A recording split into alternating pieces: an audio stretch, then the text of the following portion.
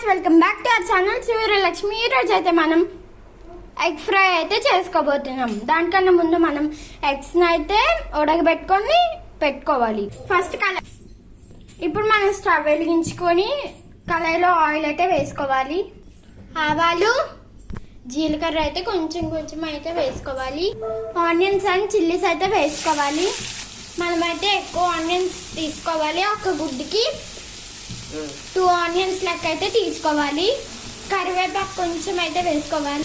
బాగా కలుపుకుందాం. చూసారు కదా, మనకి ఆనియన్స్ అయితే ఫ్రై అయిపోయి. పసుపు అయితే వేసుకుందాం. రుచికి తగ్గట్టు సాల్ట్. మనం ఉప్పు పసుపు వేసుకున్నాం కదా, సిమ్లో పెట్టి మూత అయితే పెట్టుకోవాలి. ఇలా 10 ఫ్రై అయ్యేలోపు మనం ఎగ్స్ని అయితే కట్ చేసుకుందాం.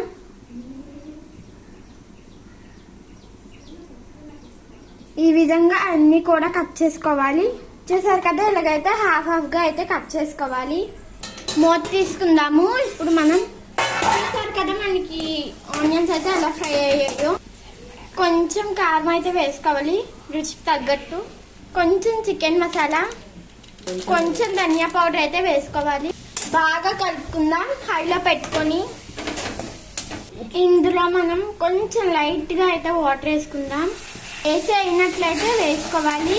బాగా కలుపుకుందాం. చూసారు కదా, మనకి ఇలాగ అయ్యింది. ఇంకో వైపు అయితే మనం స్టవ్ వెలిగించి ఆయిల్ అయితే వేసుకుందాం. చిటికెడు పసుపు అయితే వేసుకోవాలి. చిటికెడు కారం అయితే వేసుకోవాలి. కొంచెం సాల్ట్. ఇప్పుడు గుడ్లను అయితే అందులో వేసుకోవాలి. చూసారు కదా, మనకి ఎలా ఫ్రై అయిపోయాయో ఇలాగైతే ఫ్రై అవ్వాలి. ఇలానే అన్ని ఎగ్స్ కూడా ఫ్రై చేసుకోవాలి. ఇవి ఇప్పుడైతే ఇందులో అయితే వేసుకోవాలి. ఆనియన్స్ ఫ్రై చేసుకున్నాం కదా, అందులో అయితే వేసుకోవాలి. అలాగే అన్నీ కూడా వేసుకోవాలి.